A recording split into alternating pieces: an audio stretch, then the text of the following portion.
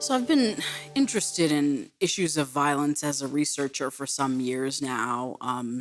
About a year ago, I published a book on violence and personhood in ancient Israel and comparative context. And as I was writing this book, there were, many reportings of shootings of unarmed African American men, and just certain scenarios of violence that were occurring in the world. And I felt that, okay, I'm a Hebrew Bible scholar, but I cannot write this book on violence where I'm looking at issues of personhood, dehumanization, torture, dismemberment of bodies, and not look at some similar scenarios in contemporary society where you have similar cases of dehumanization being linked with hypermasculinity, a loss of personhood, and so forth.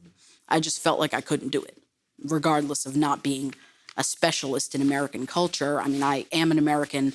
I grew up in the U.S., and I just felt that I had to do that. It's not my interest in guns comes out of my larger interest in violence. I did not grow up in a gun-owning household. In fact, I grew up in Rhode Island, which is one of the least gun-owning states in the U.S. I didn't know anybody who hunted growing up. I did know a couple of people who owned guns. I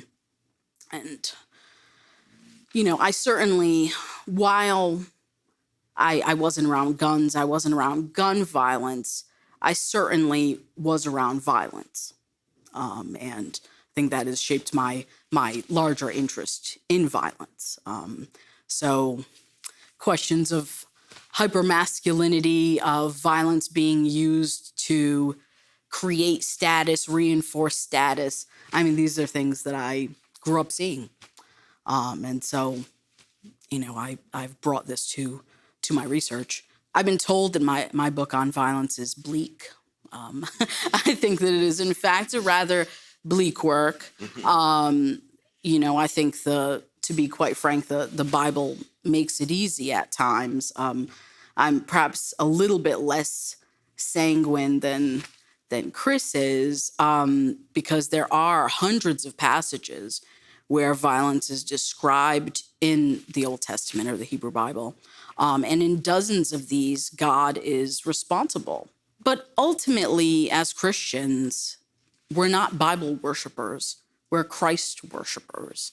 And I think it makes sense to take Jesus' own words and the reality of his death as a victim of violence seriously when we're talking about violence.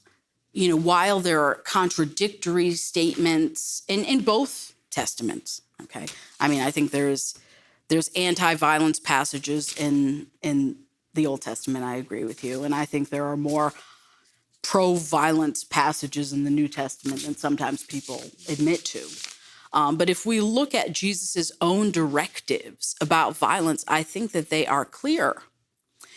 And in order to contravene a direct statement about something that Jesus makes, I think we would have to argue that the social context is so changed that somehow his directive would be better served by us acting differently.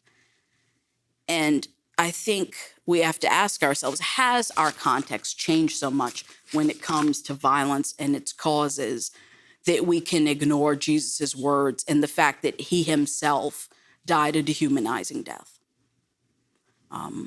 That's the question that I come back to. My paper tomorrow will compare the treatment of the bow in the Hebrew Bible with the gun in contemporary America, and I will point to certain major similarities in how both of these instruments of violence are symbols of what I call domination personhood, which brings together hypermasculinity, physical dominance, physical violence with erasures of personhood. And I think, again, that the Gospels and Jesus' death has a lot to say about this. And I think it's quite clear if we would only listen.